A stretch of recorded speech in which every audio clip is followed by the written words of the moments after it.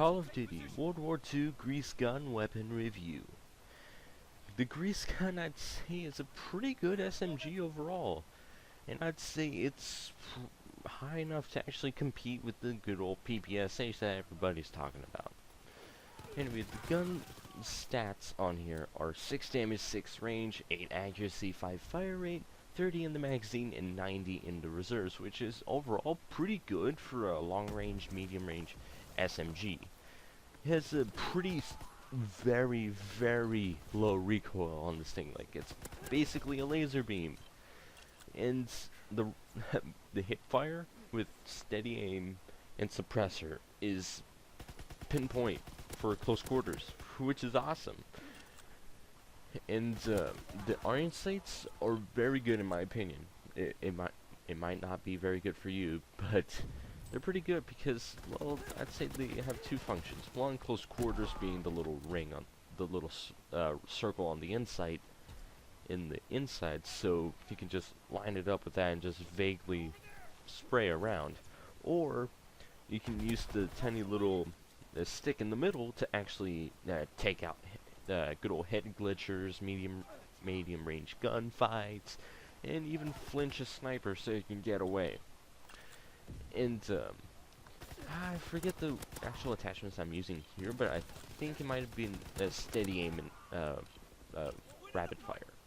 But what I have on my loadout right now is rapid fire and grip. What I really like to have on because of rapid fire is, well, this thing is a slower to fire SMG. More rate of fire equals more damage output. Even though that might mean a little bit more recoil, that's why the grip is there, or steady aim, or even a sight. Anyway, after that, the airborne division, kind of obvious when it comes to SMGs.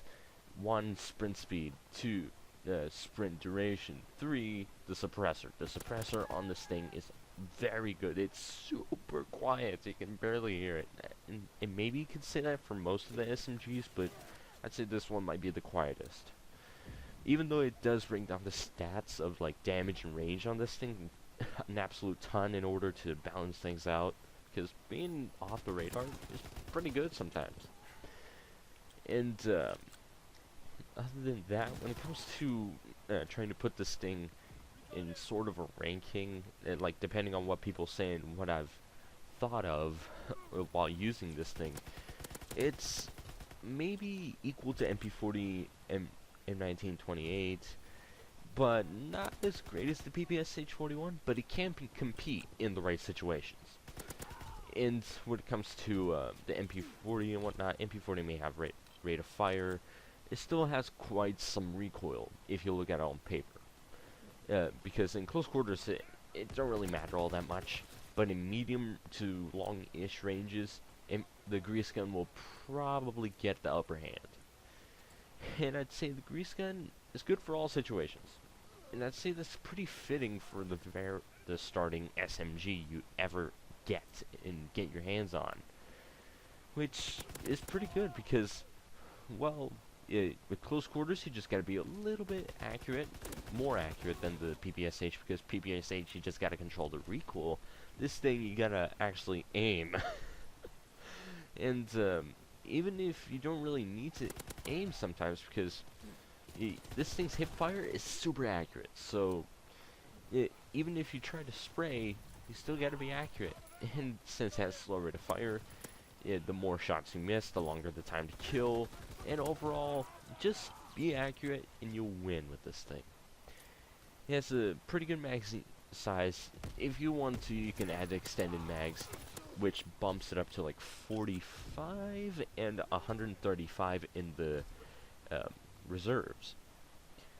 Anyway, other than that, I'd say this gun is not that great to put full metal jacket on. But I'd say you might need extra damage, but I'm not sure. But I do know there's a ton of head glitchers in COD World War II since it's back to boots on the ground, so that might be helpful when shooting through wood and whatnot. Anyway, any other perks I have on here. In the video, I do know I'm using the Gunslinger basic training perk because of, well, this weird sprint animation, so I can just shoot on the go if I need to. And also shoot while, well, dolphin diving.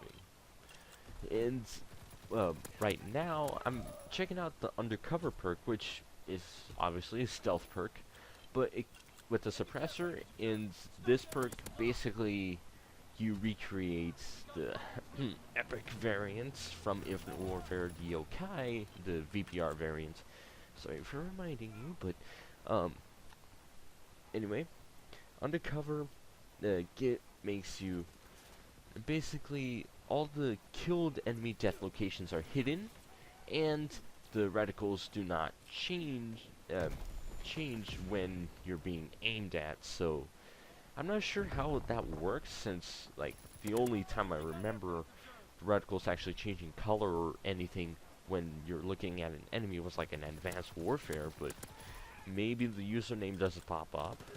I'm not sure how it works here, but the killed enemy dead location thing, well, that is very good for a stealth SMG run. Well, anyway, smack that like button, hit the sub, drop the comment, and I'll see you guys later for another video on the channel. I'm out of here.